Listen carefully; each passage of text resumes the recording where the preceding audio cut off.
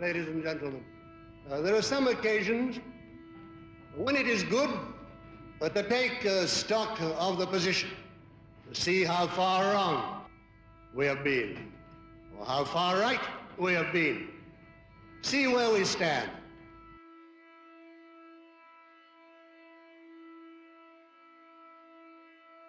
I claim that at present we are proved right in Europe, in Africa, and in the social policies which depended on our principles in those questions.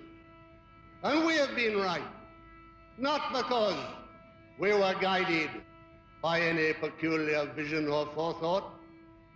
We have been guided above all by the principle, by a belief in the underlying unity of Europe.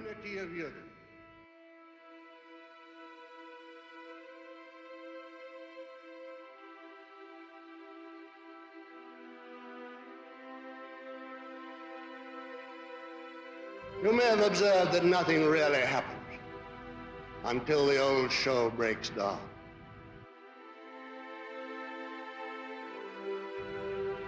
In Africa, another place in which our policies have been so completely and entirely justified, I won't say triumphantly, because that's not a word to use in a situation of tragedy, but have been completely justified. Nothing could be done. Nobody'd listen. Yards of nonsense were turned out until the plain truth was proved.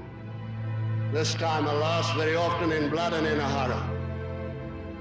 We stood throughout again in Africa the perfectly clear-cut principle for which we were tremendously abused with every sort of foolish and disgusting lie.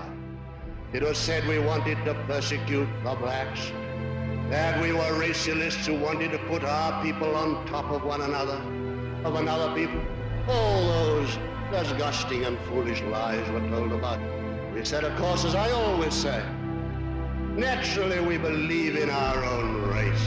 Any man or woman worth anything believes in his own race as he believes in his own family.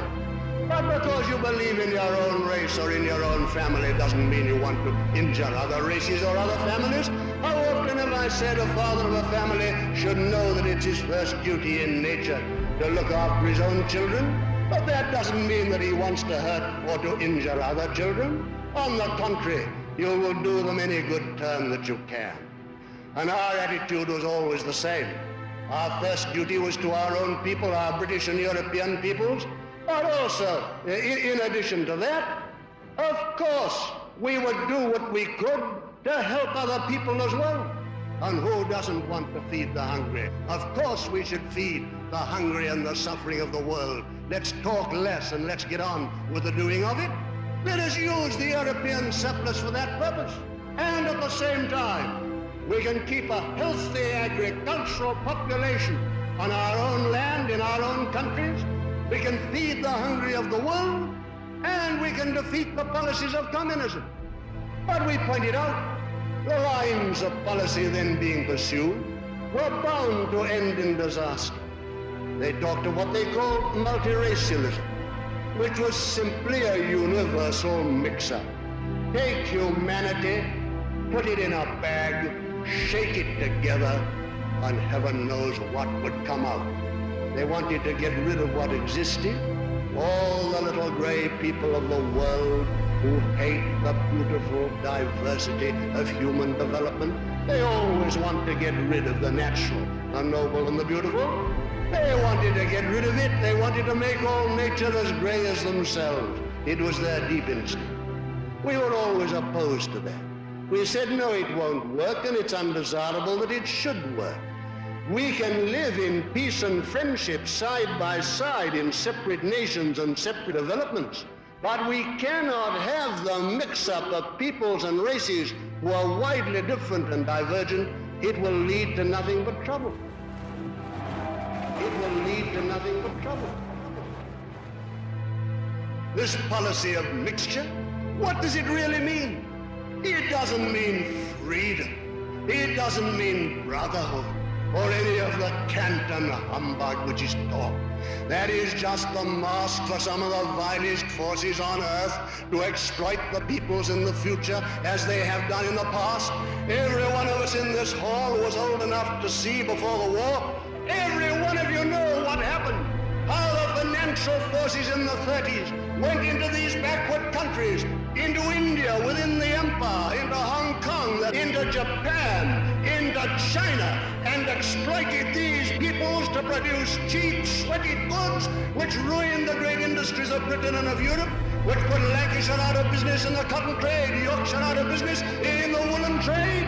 And these poor devils of coolies were exploited for a wage of a few shillings a week. For what purpose? To enable the City of London and Wall Street, New York, to make fatter profits by sweating the them and helping us.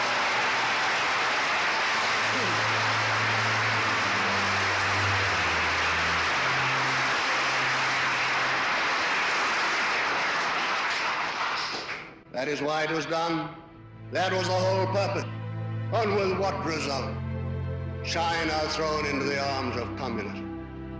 The largest population in the world simply tossed as a present to communism. Because if you treat people like that, it's the only possible result.